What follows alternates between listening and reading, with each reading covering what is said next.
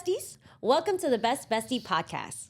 Let me ask you guys, have you guys ever held onto a dream, a vision, a goal so tight that you squeeze the magic out of it? Damn.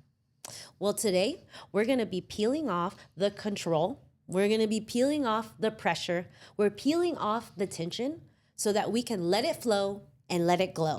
I love that. Because chasing that glow comes from that sweet balance of making it happen and letting it happen. Yes. I'm Lisa. Today with me are my besties, Anna and An. Hello. When you said take it all off, I thought you were going to talk about doing topless tantric dances in the grass under the moon. Why not? I mean, I can tell you why not.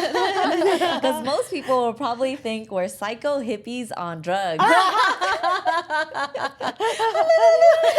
don't think a lot of people are used to that level of vulnerability. Right. That level of vulnerability is dangerous. Yeah. And softness can be seen as weakness. And surrendering is losing. Right. You know? And that is exactly what we're taught. And what we're taught is whatever you want in life, you grip it tight until you force it into existence. Like choking it out. You know what's even crazy is I think that society doesn't just celebrate high achieving women, it creates them. Yes. So true. And you know what the fucked up part is that they sit back, they watch us burn out, and then they talk all that shit and say, we couldn't handle that. Right. I know society has forced all of us into be high achieving women. Yeah. I know we all started in network marketing, and that was all about pounding the calls, Yes. making the sales happen, Production. making the calls Yes. happen, and closing it out and Presentations. stuff like Yeah. that. I feel like we were born in the same trauma. I Yeah. mean, we were in the same network marketing company. Yeah. But I feel like I remember very clearly that hyper independence for Yeah. me was born specifically at a time in my life where I felt like I had nobody. It was a time when I was just entering college. Yeah. And I remember my mom really telling me, like, you got to be pretty so that you can marry a rich man. But she also told me, like, you're not the prettiest. So you should really... Mom, you be your own mother. I mean, look, honestly, that's my mom, right? She's gonna shoot it to me straight. So I love her for that, right? But she said to me, you know, you're not the prettiest, so, you know, you should really just go to college and get really good grades and get a good job. And I was like, okay. But then shortly after that, I realized, wait, I'm still trying to do both. Yeah. And it was fine. I mean, I guess I was doing my best. But once I got to college, I was like, okay, great. So I went to my mom and dad and I say, okay, well, can you pay for my college? And that was the hard reality when they're like, no, you can't pay for all of your college. And I was like, so you're telling me I got to be pretty so I can marry a rich man. I got to go to school, be smart, get good grades, get a good job, make a lot of money, and pay for all of it myself. That is a lot. Dude, I think that at that moment, I love my parents. Like, Yeah. I do not blame them for any of that. But I think at that moment, there was like a flip of a switch. Yeah. Like this hyper independence. Nobody's coming. If it's up to me, it's up to me. Right. And I didn't even know that I turned it on at the time. But Yeah. I sure as hell didn't turn it off for a long time. Yeah, and I remember seeing you through that. Just when I first met you, I remember you just had that whole like, I'm gonna make it happen. I'm not here to make friends. I'm here to make money. Yeah, and honestly, I love this topic, and we're gonna go more into it. But I only knew you as your masculine energy for many years of our friendship until you met the one. We love you, Carlo. I know. For me, that was born from my mom. So for me, I love my mom. My Your mom, mom's a beast. I know, she is a this beast. right And I now. just looked up to her so much. I looked up to her. She was this strong woman, businesswoman. She had everything together, beautiful heart. And I just remember growing up just wanting to be exactly like her, right? And I realized as I got older, a lot of the traits and a lot of the personality things that I developed into was really just trying to get her validation. Because I just wanted to be good enough. Yeah. And Don't we all? True. I love you, Mom. And I remember when I was younger, just trying to get her approval and just self-teaching myself a lot of subjects and trying to do really good in everything, not just in school, but in dance. And then it actually trailed into when I was an adult, like in network marketing, and just overachieving. And I remember every time when I didn't want to do a meeting or when I didn't want to prospect, I would think about my mom and I think about my mom and I think about everything that she's done with the things that she's had and the struggles that she had to go through. And I said, if my mom can do it, I have no excuse. I love that. And I just And that's a hyper independence. yeah, and for that's you, where right? that came from for me. And a big thing that I had to shift my belief on is the heels, because my mom wore heels. But the heels that I believed I had to fill in were so big. And so for a long time though, it actually was, although it served me, it also wasn't the most, what's the word? It wasn't the most Balanced or balance. That's it wasn't the most like highest fulfilling, highest thinking. That was it was enough to get me to where I was, but where I wanted to go, I needed to adapt a more loving energy and belief. And it's not that I have to feel these heels, but I am so grateful that I get the opportunity to do so. And I'm grateful that I was given this ambition to try to take the torch from my mom and continue our legacy.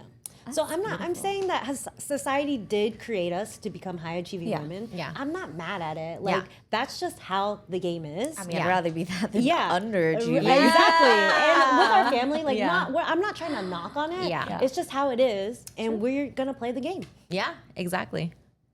Yeah, because nobody really taught us how to rest, right? We kind of turned this on partly through situation, partly through survival. Yeah. And I was always taught rest is reserved for the sick and the weak. Yeah. And even when we're in network marketing, you know, even on weekends, Yeah. it was like not permitted to I rest. know, you feel so guilty. Yeah, and even after a full day of meetings, after a full day of like us like a group, Training. like big training and doing phone calls, even until the Starbucks closed after night. Yeah. No, you still got to be out there I know. producing and it was- Prospecting. Yeah. You know, Rest I didn't watch movies for like 7 years. We didn't even listen to music. Yeah, we were only listening it was like personal development, development. reading books. God. Like I was like, by the time I kind of like grew from that, I was like, what music? Are we still in 2012? I agree. I mean, they're making it sound like a cult. I mean, it was, but I There was loved a little it. bit of brainwash in there. But I remember that too because I felt like any ounce of fun or any ounce of relaxation was lazy. Right? Yeah. Like almost like we didn't want to Right. go there. Right. And Yeah. we just like hurt ourselves and punish Yeah. ourselves. And that 100% led to burnout. Yeah.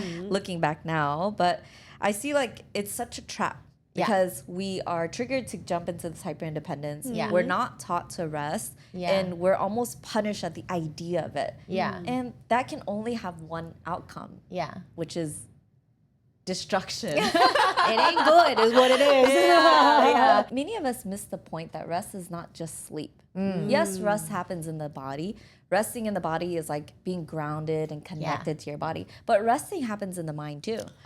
Resting happens So true. in the stillness of your thoughts and the stillness of your mind. But also rest happens in your spirit Yes. too. Like, Yes. I don't know about you guys, but when my spirit is charged, I feel like I'm energetic from a different source, right? Yeah. But when my spirit is down, my Yeah. mind has all kinds of negative thoughts, and Yeah. my body starts to get sick, and it's all tied together, you know? Yep. Yeah, I completely agree. And then when you're talking about like resting your body and resting your mind, resting your spirit, it's like if your mind's not rested, there's no way your body could be rested. That's so true. Right? How many times, and also how many times where you're trying to rest your body and your mind's going, but you get all these sicknesses, your body starts hurting, you get 100%. knots, you're all like stiff and Yeah. everything. Your body's telling you to slow down. Yeah. Slow it down. 100%.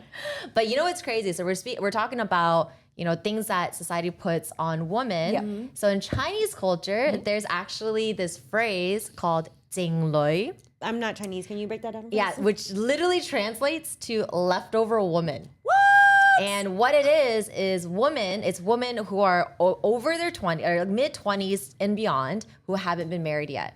Man, they're making it Isn't sound that like, crazy? Sound like leftover fried rice or something. That's kind of rough. Because, I mean, look, Yeah. if you think about it, look, we start off hyper independence. Yeah. We're not taught to rest. Yeah. And then now there's a That label. I know. Can you imagine being ambitious, you know, doing the best and carrying all these things that we're taught to do, and then we're labeled as not enough, too much, or even expired. Damn. Just for living life on our own terms.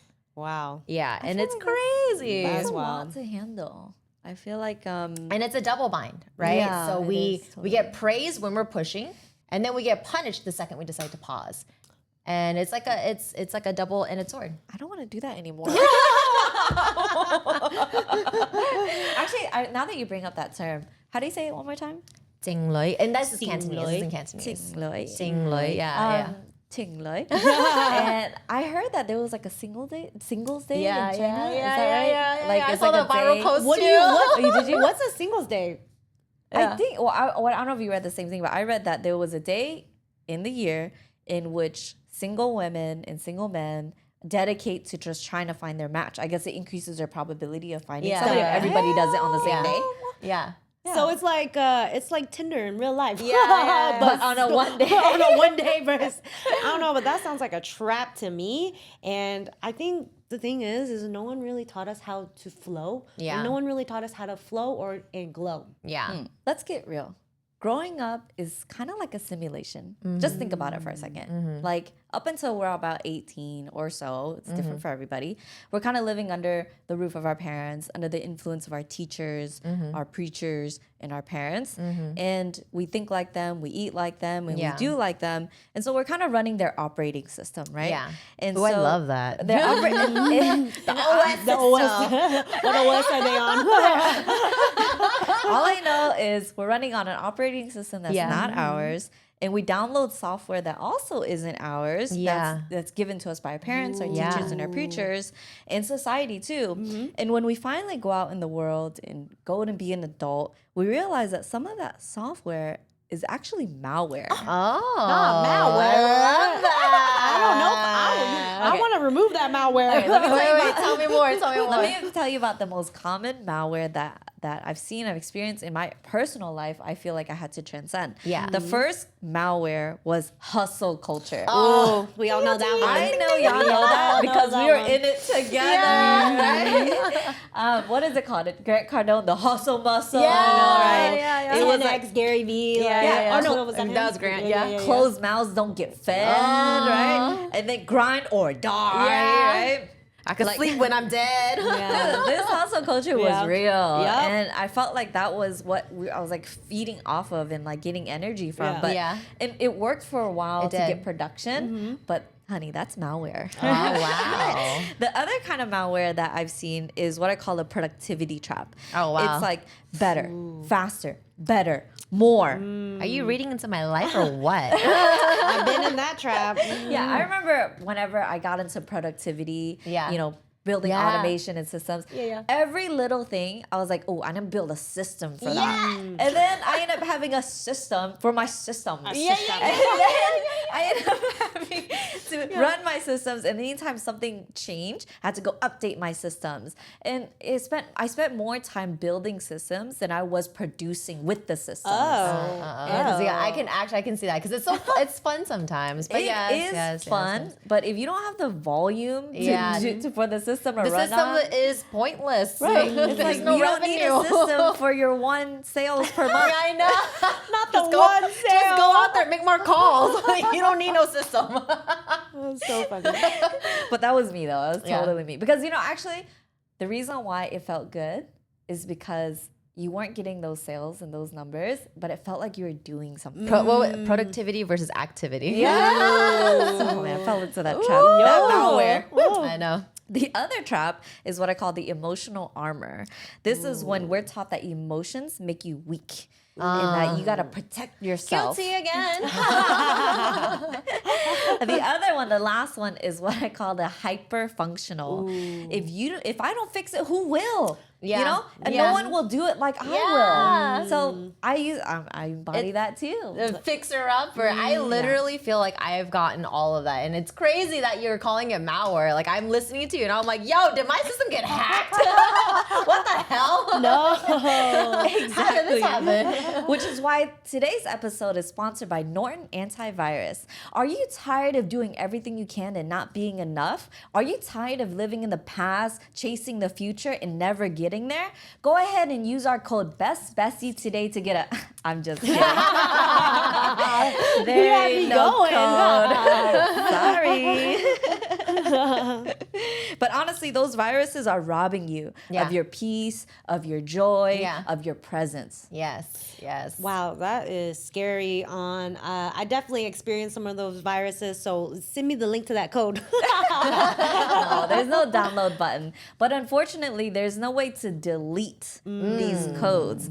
But there is something that you can do. It's what I call the reframe.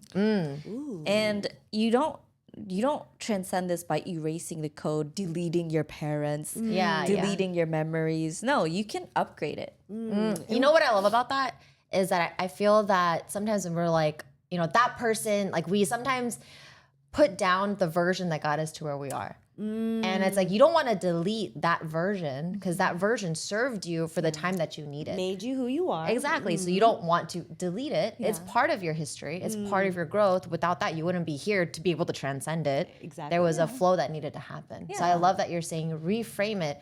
Don't put it down. Appreciate it and reframe it. Yeah, I mean, Make it just better. because your computer is shitty, it doesn't mean that it wasn't there for you. Yeah. You know what I mean? It helps you do those Google Docs and whatever systems and But AI, blah, blah, blah. it's time for an upgrade. Wait. Can y'all tell me a little bit more about what you mean by reframing?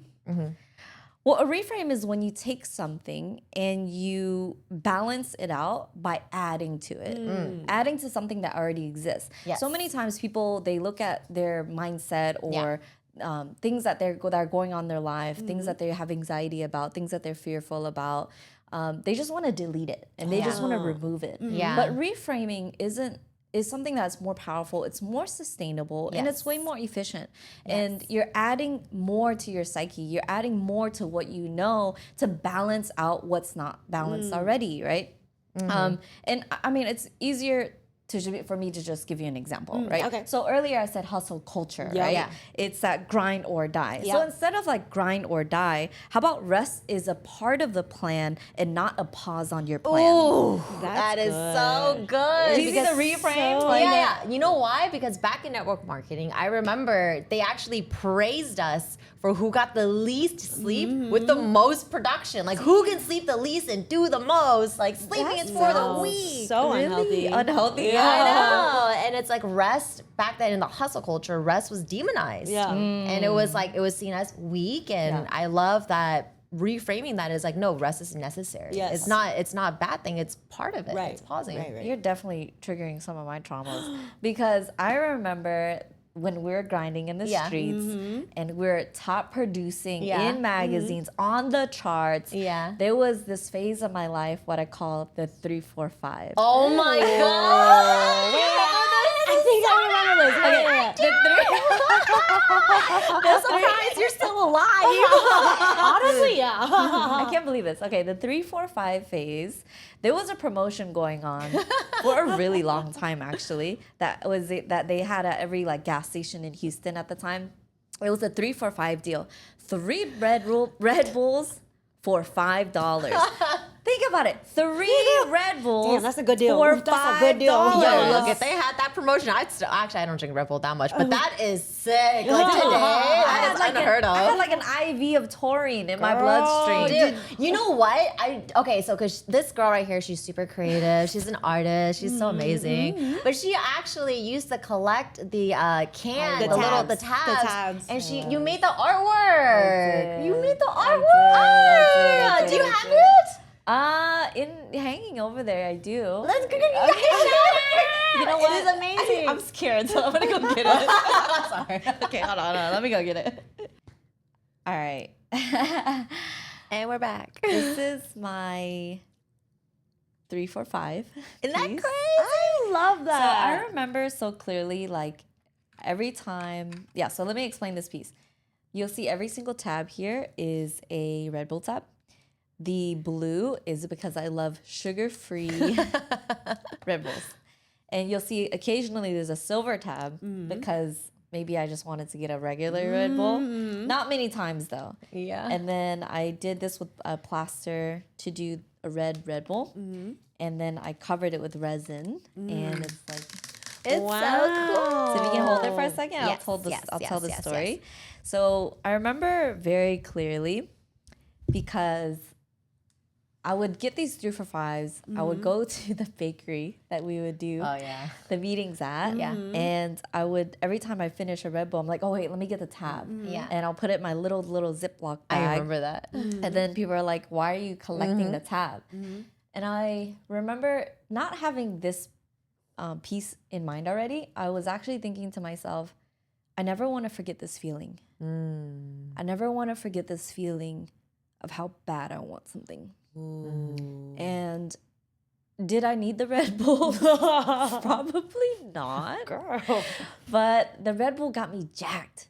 The Red Bull gave me this reason to just go all out. And the Red Bull was kind of like an anchor of like, oh, it's about to go down. Yeah. I got my Red Bull. It's about to go down, right? Yeah. This meeting's gonna be lit because I got my Red Bull. So it just Yeah. became an anchor for me of this state or this like level of like production and output. Exactly. And I remember feeling like, although I didn't have the production and the results I wanted at the time, I never wanted to forget how bad I fucking want it. Yeah. And I remember I collected it and kept it for years. And even when I moved to New York, I brought it with me. And I didn't put this piece together until I came to New York because there was a moment where I think I was moving and then I found this was in my art box and I was like, holy shit.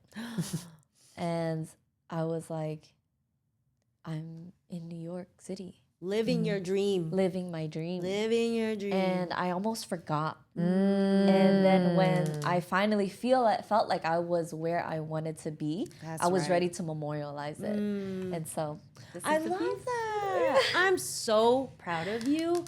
I'm also glad that you laid off the Red Bulls now. Oh, yeah. Because you can start having heart palpitations. I and know. stuff. I know. But like, how many Red Bulls do you think you drink?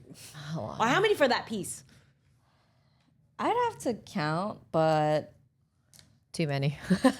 I kind of don't want to count. Yeah. I'll tell you. Do you, when you drink a Red Bull, because I know exactly what you mean. Like when I crack a Red Bull, I immediately, my mind goes back into that state and I get this nostalgic feeling and I feel like I'm going to like a convention. I feel like I'm about to drive a 15 passenger van. Yeah. Like when you drink a Red Bull, do you get that feeling back?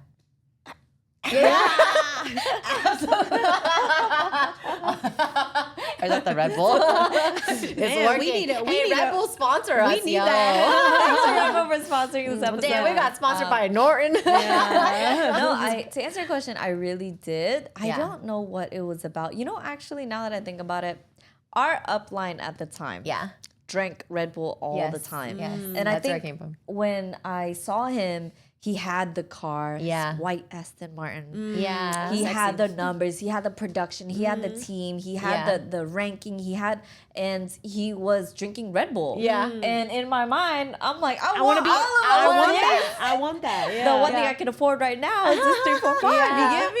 Yeah. And so when I cracked it open, I was like, yeah, let's do Are it. you flipping the phone?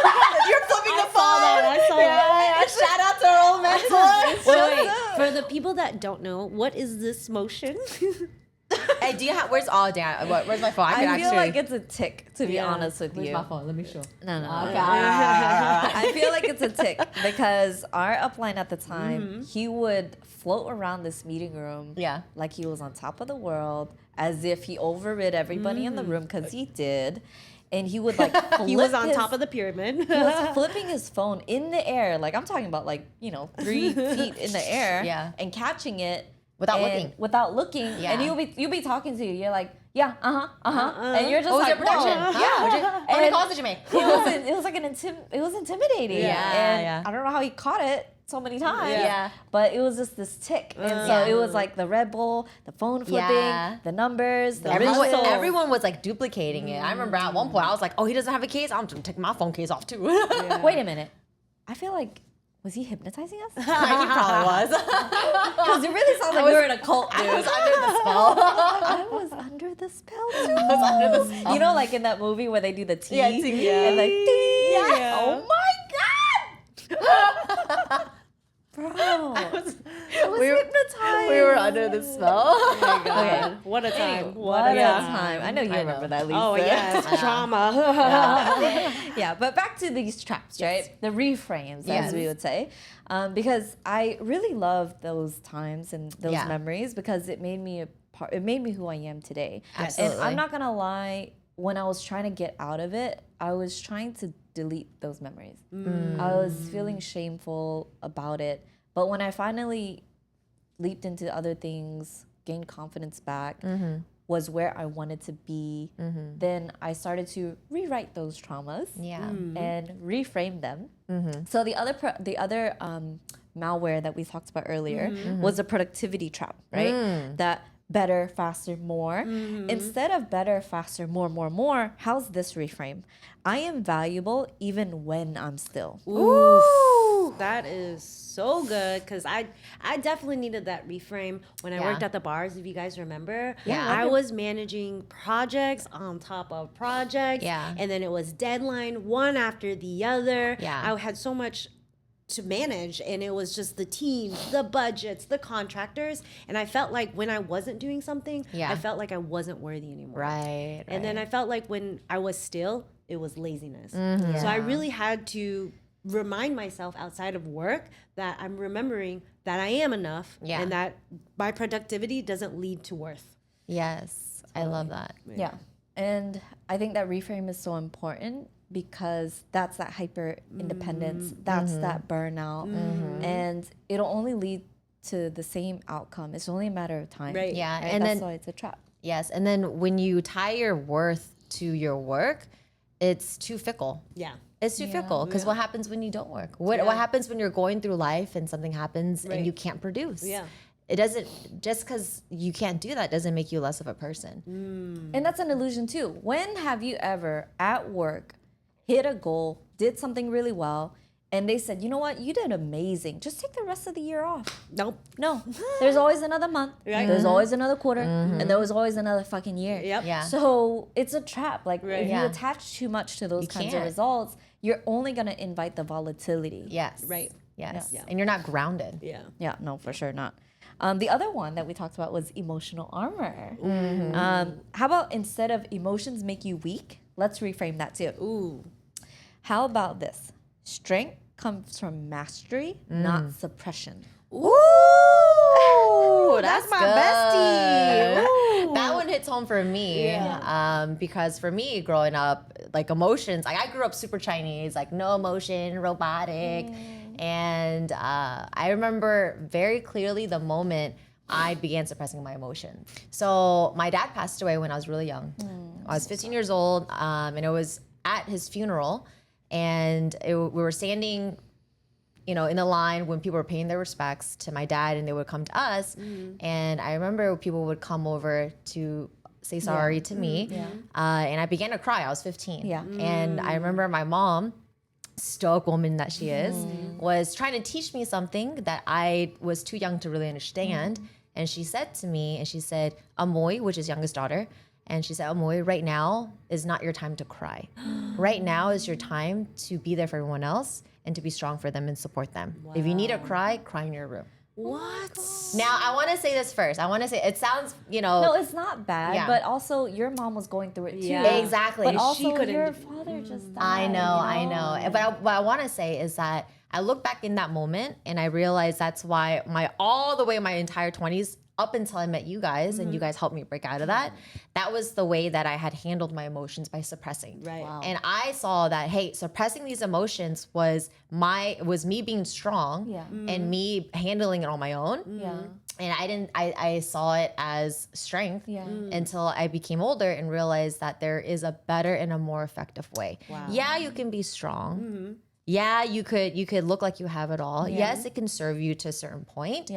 But it's all about mastery. Mastery. There's different levels to this game, right? Yeah, you can play level 1, but hey, dude, why not play level 10? No, I love that. And some people, at least I know maybe at one point in your journey, you thought mastery was hiding it. You thought you did it so fucking well. You're like, nobody noticed, right? But it's not mastery from the inside. Exactly. It's not mastery at the mind, soul, body level, because your body and your soul is going to send you feedback. Exactly. There's a misalignment. You're trying to look like everything's good, but inside you're fighting this whole war and battle. and realizing that it's like the things that we've been taught were flipped. Yeah. Right. The operating system. Yeah. We thought that, hey, being vulnerable and emotions was weakness. Yeah. No, it is strength when you know Yes. how to use it. Yes. And not use it as an excuse to be victimizing yourself. Yes.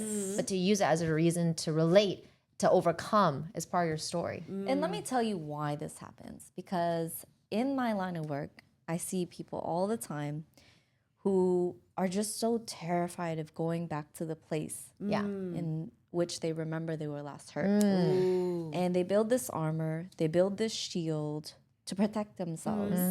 And at the time, it feels like strength, but it's so fragile. It's so fickle, like you said, right? Yeah. And so what ends up happening is because they put an armor and they almost like calcified that part of themselves, when it comes to that emotion, it's actually the weakest part of them. Absolutely. It's actually the part of them that's most fragile. Yes. And what happens is you subconsciously build other things and overcompensate. Yep. To minimize, to avoid any risk of touching that part again. Yeah. And that's exactly what you mean by like mastery, right? Yes. Yeah. Because I'm so proud of your journey and the woman that you've become today, because not only processing and empowering yourself through your father's passing, but who you are today, you're able to speak about your emotion. And it's not that you're less vulnerable than anybody else, it's that you feel the same level of vulnerability, but aren't afraid to navigate from that place. Yes. And the difference is we have the same emotions, same vulnerability, but some people are not comfortable with navigating from that place. And that's the difference between mastery. Yeah. That's And I right. think it's because they're not equipped. Yes. A lot of times you create walls because you just may not know that there's a better way. You don't have the tools to know how to navigate, or you're afraid, or you're not ready. And I feel like if you have the right tools, you have the right support, you can navigate through all of this. They don't know how to remove the malware. Go ahead and use that code. But the last one that we talked about earlier, the malware, was the hyper-functional. Yeah. So instead of if I don't fix it, who will? Let's try this reframe. Just because I could do it, it doesn't mean I should. Well, that reminds me exactly of On, because I remember who On Is you. Is Is there there an an alley? I remember this day. On was in the kitchen and she's preparing this whole ass spread, and she throws down in the kitchen. But you know what? Your girl can too. And I looked at her and I was like, On, why didn't you ask for help? I remember that so clearly. We were making actually Korean barbecue spread. And Carlo loves his chopped garlic. As a matter of fact, sliced garlic to be specific. Raw garlic. Raw sliced garlic. And this man eats a lot of raw sliced garlic. So Lisa looked at the garlic and was like, On, like, it's not cut yet.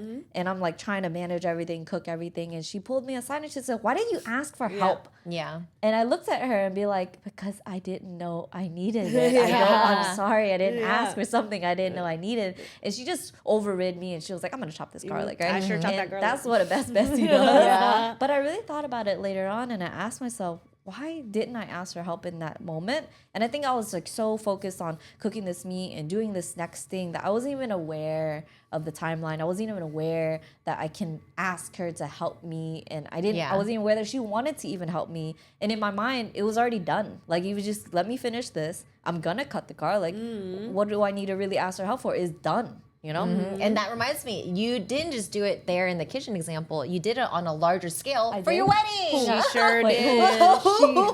There's that owl again. Are we bird watching it here? What are you talking about? But it wasn't just an isolated event. It was a character trait. It was a malware. And I remember during the wedding, you just and you were, and the thing is that's what I love about you too. You handle so much. You do everything so beautifully. But it's also understanding that you don't have to carry everything alone. And I remember during your wedding, you were planning everything, you were, situating everything. You took a new role as well. CFO at this company. Living in California. You're going back and forth New York, and we asked you for help. You didn't tell us what you needed. And it wasn't until there was a phone call that I had with you. And just no matter how strong you are, you're still human. And eventually there will be a tipping point, and that's what happened. And I remember on the call, you were like, Anna, there's just so much going on. No, I remember how it started because you're like, hey, Anna, what are we gonna do about this? What about the batch? When are we gonna do the batch? When do you want to do it? Well, what are we gonna do? Who's gonna be? Who do you want there? And you were hitting me with so many questions, and I just broke. And I was like, I don't know, Anna. I don't know. And I said, say less. And then she calls me, and then Anna's like, it's time. Yeah. And I said, soldier activate. It's like the little Russian, like blue ivy plant lamp building. Ding! the agent. The agent is alive. I said, it is time. That is such a good example of doing versus being. Yes. So what An was doing, she was so locked into doing, just adding more action on top of action. But being is trusting that the action you already took is enough. Being is letting your besties do what they do. Trusting that we got this, bitch. I know, baby. No, I mean, I know for a fact, one of the reasons why I struggle with this hyper functional is, remember that story I told you when I was in college? Yeah. I mean, I really believe that nobody was coming. Right. Like, my parents weren't just going to magically have more money to pay for my school. Like, my back was against the wall. Yeah. And as I was getting into client work, I was the CEO, CFO of companies. Who the fuck am I going to ask for help? Yeah. It's not an option, right? Yeah. And the client work that I was doing, they're coming to me for answers. Right. So who the fuck am I gonna ask, right? Yes. So it was just never a part of my thought process. Yes. And it was never an option honestly in my life. And thankfully I have my best friends to help remove this malware. I know. Honestly, I'm because so- because my favorite thing is to say is life is to be done in fellowship. I love You're that. not supposed. Yes, you can do it all. Yes, you can carry it all, but you were never designed to. You don't have to. Right. In the same way that when you're going through struggles and you're going through challenges, you don't have to carry the weight all on your own. Right. When you celebrate, you don't want to celebrate your victories alone either. Yeah. So if you that's want us true. to celebrate with you got to let us carry with you, girl. Yes. And you've done so well of, letting us in and doing everything together. Thank you. Yes. I mean, I'm not gonna lie, y'all kind of forced yourself. We said we gonna help you. I know. And I remember even on the topic of the wedding, I remember you guys were like, so as your co-maid of honors, She didn't ask us to be her maid I of honors. didn't- We volunteered. asked, and they blessed me enough to not make me choose. Yeah, because we And already so- knew. They already knew, so they approached me and said, as your co-maid of honors, the first order of business. And I was like, I love you guys so much. And that's what great friends are, right? And having a good tribe and womanhood, and just anything is when they can see what you need before you even know that you need it. Right. And it's all about letting go of control, Yeah. not being afraid of falling apart, trusting the process, surrendering, and trusting yourself enough to be still. Yes. That's powerful. And there's such thing as overdoing, right? Yeah. I mean, overdoing looks like you're chasing every step, tying your results and your success to your value, and we all know what that looks like. Yeah. And on the flip side, there's also overbeing. Wait, what is overdoing? Yeah. And so what overbeing looks like is like you're dreaming all the time, you're manifesting, you're planning, but you never have the courage to actually take the leap. Oh, okay, that makes And sense. so the magic happens is when you learn how to be at peace with both. So doing is what you accomplish, and being is how you experience. I think that's so important Yeah. to note, because you said being is how you experience it. Yes. Right? So that means like letting it in, Yes. being in the present moment. Yes. But doing is like being in the future. Like, I need to do this, I need to do this. I know. Yeah. I just know that every week we get the Sunday scares. Oh, not that Sunday scary. Because you get situated, had a good weekend, and you look at your calendar and you're like, okay, all the things I need to do. Like, that's Yeah. exactly Yeah. that feeling that I was Yeah. thinking about as you're Yeah. talking. It's that feeling of like, oh, I need to do this, I need to do that, I need to do that. In the more I do this. you You can start rapping again, being Eminem, man. Chicka chicka. and I feel like if you keep adding on to it, you're just gonna be in the doing versus Yeah, the being. exactly. And it's about balancing both, right? And there's a phrase in the Bible that's faith without works is dead. And you have to, so you can't overdo and then just be in that state right? And you can't just sit there and like hope. You have to have a mix of both. You can't sit there with 2 baseball mitts and you're like, I'm gonna manifest everything and I'm just gonna receive. La, la, la, la, la, la, la. I'm not gonna lie, I tried that before. Yeah, and it's ridiculous. No, nobody was Not coming. gonna work out. Nobody came. No one's gonna come. You're gonna have to eventually throw the ball. Yes. Yeah. Right? It's a mix. And it's the same, it goes in line with the law of sowing and reaping. You can't reap what you didn't sow. That's right. You can't harvest what you didn't plant. If you didn't plant no damn seeds, you're not gonna get a harvest. Wait, I need a fire extinguisher because you on fire. Let's go. But it's a balance of both. Yeah. Nice. Which brings me to the next section, which is about balancing both. The yin and yang. It's the dance of the masculine and the feminine. Oh, okay, I love okay. this topic. I love it. Yeah, and in the Chinese culture, it's not about gender, it's about energies, right? And you can also think about it in the terms of elements. So like water, Like water, and fire, Oh, right? okay. So yin is like the water. It's soft, it's nurturing, it's intuitive, it's flowy, it's creative. Yang is like the fire. It's passion, it's drive, it's ambition, it's discipline. I see. And both are sacred and both are necessary. Right. And you can't have one without the other. And it's learning how to balance and harmonize both energies together and embody it together. And so I actually experienced what happens when you're not balanced. And so there was a season where I was hyper masculine. I was I was training Muay Thai, I was playing pickleball, I was working out, and I was just and okay, so I'll explain it like this. I just had all this pent-up energy and it was just like it needed to flow. And so I only knew how to let out that energy through masculine things like doing, right? And what ended up happening was what I thought was me thriving was actually me being burnt out. Because I didn't listen to my body and I ended up getting a Muay Thai injury, a pickleball injury, gym injury. That big old bump on your shin. Yeah, I had Her like shoulder. Yeah. I literally had got so many injuries. My PT was like, Anna, I need you to sit down. He actually literally told me, I was like, Anna, I need you to paint. Like, you need to stop. He says, sit your ass Yeah, down. and it wasn't until multiple injuries and people in my life saying like, hey, Anna, I think you need to take some of that energy into a creative outlet. And it wasn't until then that I realized, oh, that's what that is. I'm being too much yang, it's too much fire. And so when I learned to take some of that energy and slow down and sit with myself and actually flow in my essence and flow more in my femininity, I realized I felt more whole as a person. Yeah. I was glowing from the inside out.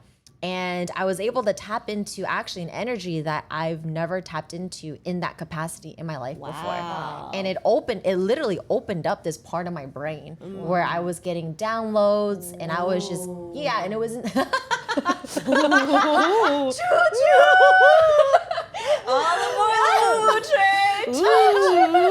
I was in flow. I was journaling. I was moving my body, but in a more feminine way. And it was something. It's the best way I could describe it was for a very long time. I've been for many years actually. I was trying to tune my frequency, my spiritual frequency on the radio to this certain radio station, but I couldn't get it. And Still staticky. Wait, yeah, why and the thing is because I was too masculine. I didn't. It wasn't balanced. I see. But I knew because the thing is when you know you're on and you know you're connected, you know, and you also know when you're off. And so like I would get close, I would kind of get there, and I'm like tuning, and I couldn't get it.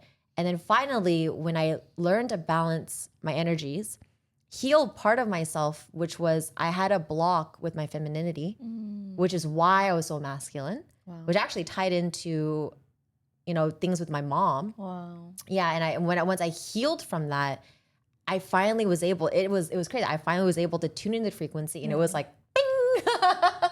I love that. Girl, Yeah. the amount of work you do on yourself is like a full-time job. It really is. It really is, but it's so necessary. Okay, so I say, so here's the thing. So like, I know a lot of people are like, oh man, doing the work is a lot of work, right? It's a lot of work. I don't want to do it. Being broke is a lot of work. Being broke, yeah, facts. I'm sorry. Hustle culture. My Malware, my pop-up. Yeah. She's recovering. Yeah, I had a little pop-up. Yeah, Sorry. still recovering. But it was like, it's a lot of work. I don't have the time. You know, I have to do this, I have to do that. But my response is, you can't afford not to do it. Ooh. You can't afford not to do it, because I used to think, hey, let me run and then I'll go do that inner work stuff. But here's what I learned is that when you work the inner work, you work your spiritual, you work, you know, the healing the traumas, and you may slow down for a little bit. Yeah, you may not be able to go over there now, but if you take a step back, you do that work, you get yourself healed. Once you're ready to run, you will run faster than you ever could without doing it. And so it's like you want to stay under that energy, that covering, because you run faster, further than you can ever do on your own. Exactly. I couldn't agree with you more. And whenever you talk about the yin and the yang, I see it as like a scale. You know? Ooh, I love this. Whenever She would talk about scales, accountant, systems. we're never all of one and Yeah. none of either. I feel like at all times we embody both the yin, the yang, Yeah. the masculine, the feminine, Yeah. in a certain percentage of both, but Yeah. always totaling 100. Like I find, because I grew up very hyper masculine or hyper independent, it took me a while to feel safe enough Yeah. to start to turn that down and turn Yeah. that off. But then right when I turned it off, I wasn't good at being feminine. Yeah. So I had to like learn how to do that too. And it was very awkward. It was very challenging because it doesn't feel great to suck at anything. Right? Yeah. Yeah. But I remember as I started to empower myself, it started to show up in all areas of my life. Like in business, I remember being hyper masculine very often. I mean, I'm in a boardroom. Yeah. There's nothing but men. And the more assertive, aggressive, and results oriented I was, the more rewarded I was, the Right. more praised I was, the more like she knows what she's doing, right? You don't want to be a female board member crying. Yeah, right? yeah, yeah. Like, You don't want to be emotional. yeah, I don't want to be emotional. Weak. So I remember just kind of having this very masculine, overly masculine in the workplace. Yeah. And it would kind of spill over in my social and my friends and even in my relationships. I just never really knew how to turn it off. Yeah. And that affected a lot of things. But when I started to practice the femininity, the yin, I started to be a lot more softer in like my approach. I started to be okay if things weren't exactly the way I wanted it, which was very hard for me, by the way. And I started to trust. I started to trust that if I let go, that I will be caught. Yes. I started to trust that if I let go, that I would learn. And it wasn't until I started to develop some of that trust and some of those new skills was I willing to play the range. Yeah. Because so many of us get caught up on the, oh, I'm a man, so of course I'm masculine. Why would I be feminine? And they would be like, I'm a female, so why would I be masculine? They get caught up on the gender. Yeah. But the truth is, I feel that mastering the masculine and feminine, the yin and the yang, it's about having the right dosage at the Yes. right time for the right situation. Yes. And so what I mean by the right dose, right time, right situation, just in the, let's say when I was running a company and running a team, when it came to setting goals Yeah. and setting a target and giving people the vision of what we're doing, definitely had to do more masculine, right? I had to be very clear. I had to be very assertive. I had to be aggressive on why we're doing it and why we can't tolerate anything less. But as hiccups eventually came in the workplace, as goals just kind of got delayed, if I just kept inserting that masculine and that assertiveness, I think I would really piss off a lot of people. Yeah. And that's when I realized I had to tweak it a little bit. Yeah. And that's what I mean by the dosage Yes. at the right time, at the right situation. So it came a time when we were like, let's say end of quarter, mid-year, and we weren't hitting our goals. If I approached it with the same level of masculine, same level of assertiveness, I would have been like, we need to do more, harder, faster, not good enough, right? But at that time, I noticed I needed to turn up a little bit of feminine, right? Yeah. And what that looked like was I had compassion Yes. for everybody that did everything they could, even though under my direction, under my guidance, and it wasn't good enough. I had to submit myself that there are things that I don't know. I had to submit myself to things that I wasn't so good at. and I had to ask for feedback. I had Yeah. to ask for help. Yeah. I had to call on people and I say, hey, this is something we're trying to do and I need all the help I can get. That's the balance of the yin and the yang Yeah. in the same workplace, right? Yeah. But you best believe when I got bought in from the team, when things started going on, we started to celebrate. We started to do the masculine, right? So it was really like the dance like you're talking about. And it's not one or the other, but the right dose at the right time. Yeah, and I want to add there too is like for me when I was learning to step more into my femininity, there also is a moment where you might do it too much, and don't be afraid of that, right? Just be aware you're gonna learn. So you're talking about right dosage at the right time, right situation. Yeah. There's gonna be a learning curve, Right. And so when that does happen, give yourself grace for that, Right. And what I mean by that is I went from like super masculine on one end, and I pendulumed over to super feminine, where I actually was the one that was like, and then, but the thing that I love about going to the extremes though, is you find out what your limit is, and it's actually better and in my opinion, better and easier to go to the extreme so you know how far you can go and learn how to scale back and find that sweet spot. So that's why you do what you do. That makes a lot of sense.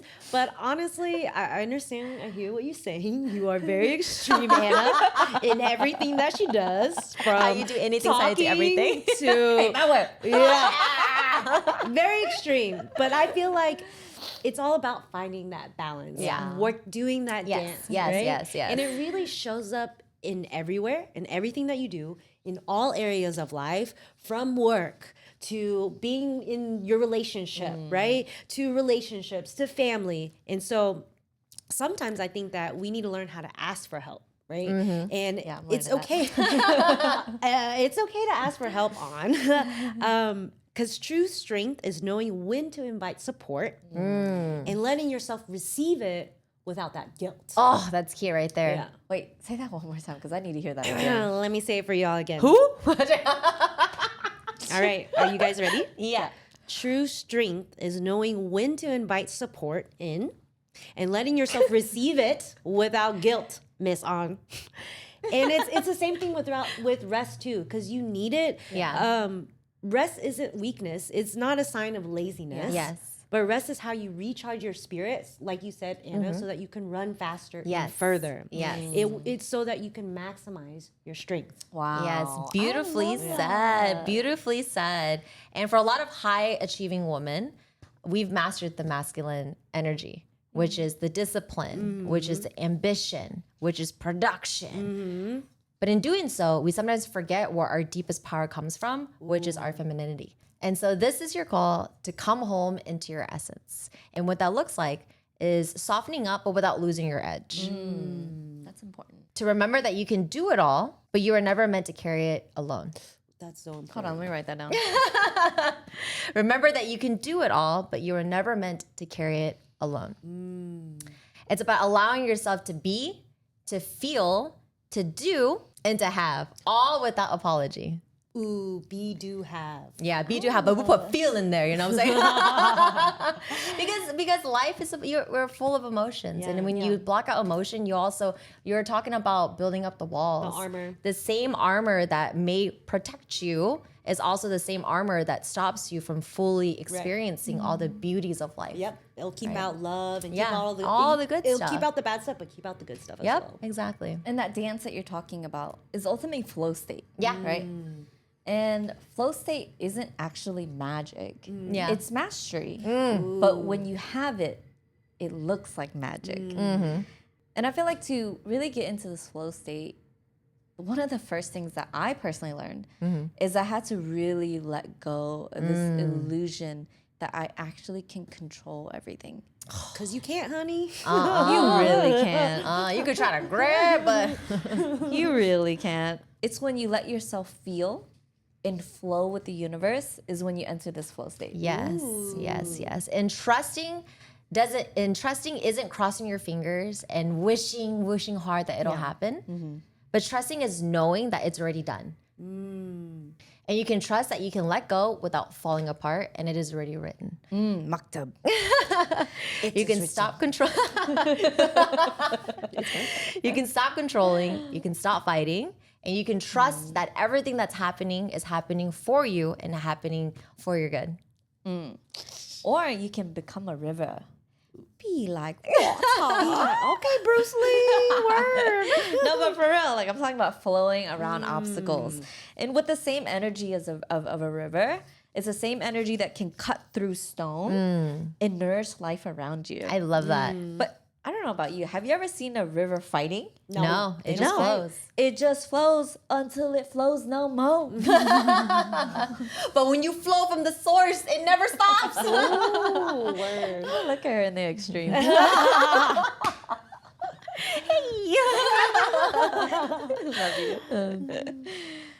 And one of my favorite ways to get into my flow state is by first grounding myself. If I don't ground myself, I'm gonna go off the rails. And for me, it starts off with a really good morning routine. I'll wake up, I'll roll out my mat, light the Palo Santo, open up a window, and slow down. So what that looks like is I'll lay on my mat and I'll start to feel the weight of my body, feel the weight of my shoulders. I'll let it drop, and then I'll tune into my breath. And then I'll start to feel the way my body moves with my breath. And lastly, I'll turn into the universal frequency of the Nice. You know, I'd love to share, because I've been practicing my ohms. Ooh. And it's like a ritual. You have your mantras. And I found it as a really beautiful way to get past the intellect and just connect with the universe. So if you guys want to do it with me, I'd love to do a little I'm ready. ritual. Wait, let me get my, okay. Shell. This is Shell, by the way. Okay, first there's a tradition, of course. If we do any kind of meditation, we start off with our Tibetan bowl. Gifted by Lisa. Thank you very much. Okay, ready? Once I hit it, we'll take a deep breath in. On the first Om, I'll do first, so you can just Okay. feel into it. Got it. And then I'll take another breath, and you'll do it with me. Okay. Okay, you ready?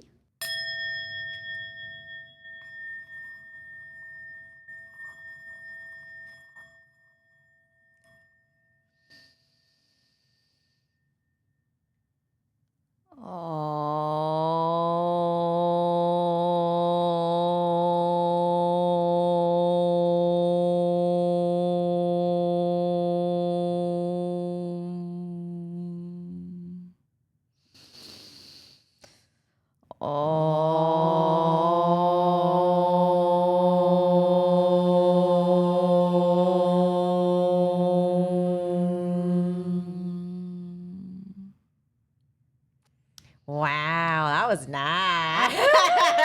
Felt that. Got a recording a podcast over here. Flowing here. Where does light come from? But you know what's amazing, and the reason why like you feel that is that our bodies are always so present, which is why it's the first tool to ground ourselves.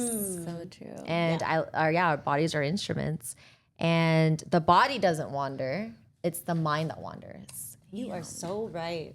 And it's when you surrender to flow is when you can finally just let everything go and glow. So I love that you talked about that's your the way you flow in the ohms.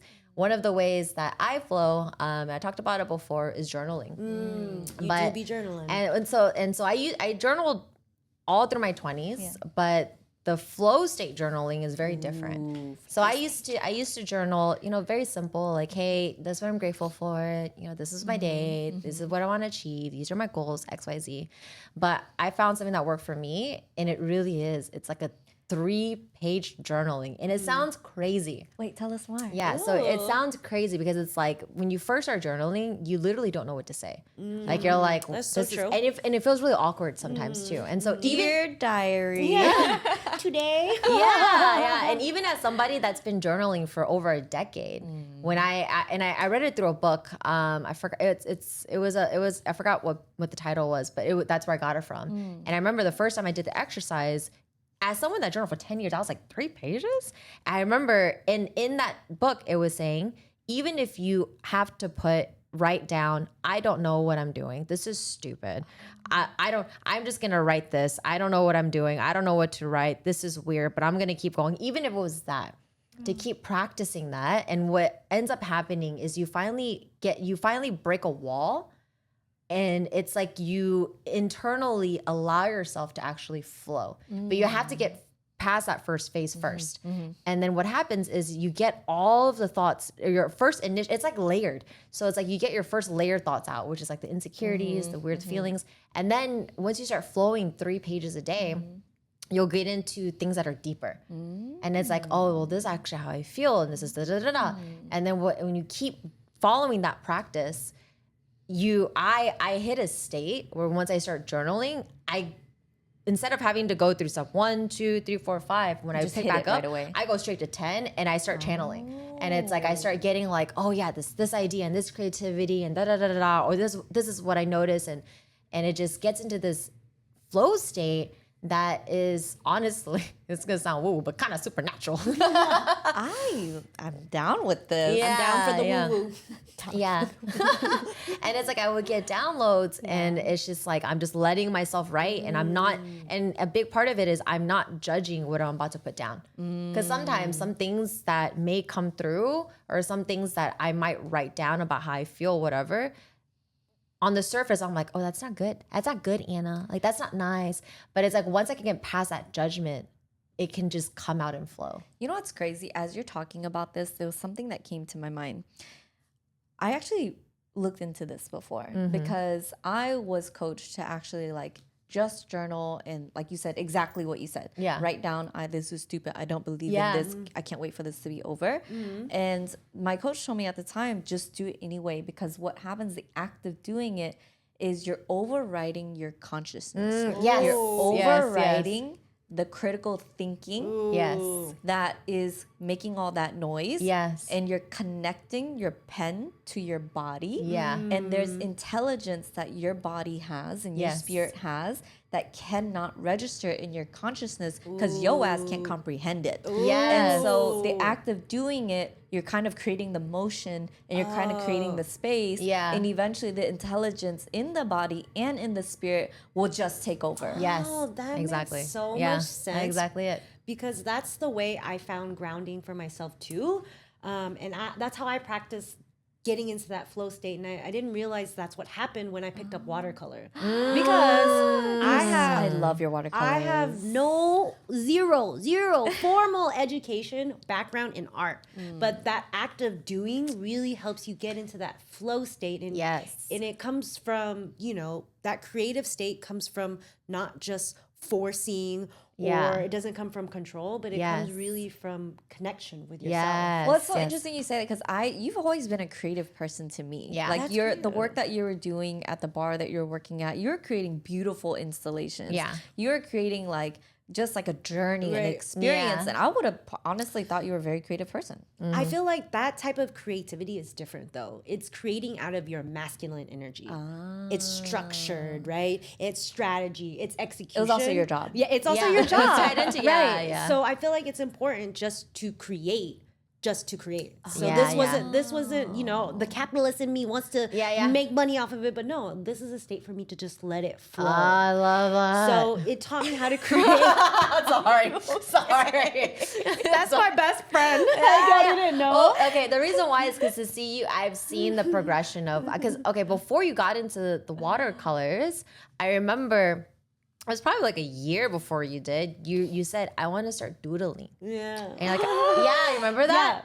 Like, I want to doodle, I want to Right. doodle. And then I've seen the progression of you stepping into this state and flowing, and for you to say that, hey, no, this is not, I don't want anything from this. This is for me to connect. Right. I can see you get grounded, and I can see the spirit move through you whenever you're in that. And so important just to take that action. Like, Yeah. I still don't know what the hell I'm doing, but it's just getting that motion Yeah. in and letting Yeah. it flow. So it really taught me how to create without forcing an outcome. It taught me how to trust myself, even though I couldn't predict exactly what was going to happen. That's so great. And I love this because it's basically operating like you're you're changing your operating system, right? OS. Had to upgrade it. You're not operating from a state of strategy. You're operating from a state of spirit. Yes, and you're not operating from fear anymore. You're operating from faith. Ah, that's good. Not operating from judgment, but from love. Right. And Where's that fire extinguisher at? but you're so right. It's plugging into something bigger than you. So you're plugging into something that's bigger than your hustle. Right? You're tapping into that joy, that play, that divine feminine energy. And that's where your infinite creativity lives. And that's So good. where the glow comes from. That's lit. So, in closing, I'd like to leave you with these mantras. You guys ready? I'm so ready. I trust the outcome, even though I can't see what the steps are. Oh, that's so good. I trust the outcome, even when I cannot see the steps. I love that. I choose flow over force. Yes. I'm allowed to rest without guilt. Amen. Yes. And here are a couple journal prompts for you at home. Where am I forcing instead of flowing?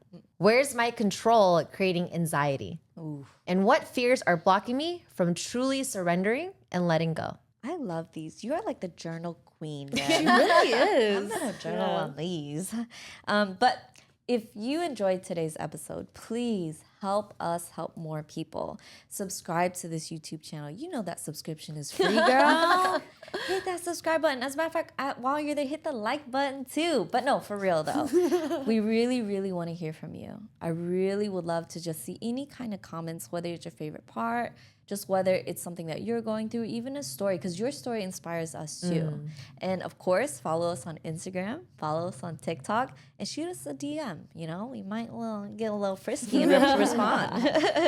And lastly, I really, really think that the most impactful way is just to directly share these messages to your bestie, whether it's having a conversation with them or whether it's sending them this video specifically to a bestie that has been fighting for their lives and they need to get in a little bit more flow, you know, maybe a bestie that has a lot of malware, because if I didn't have my besties, man, my shit would have been broken. Be glitching. Lastly, I want to share a mantra that is really near and dear to my heart.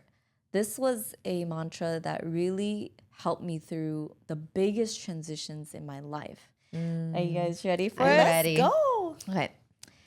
Everything I've done has prepared me for what I'm about to do. Oh. Let me say that one more time. Everything that I've done has prepared me for what I'm about to fucking do. Let's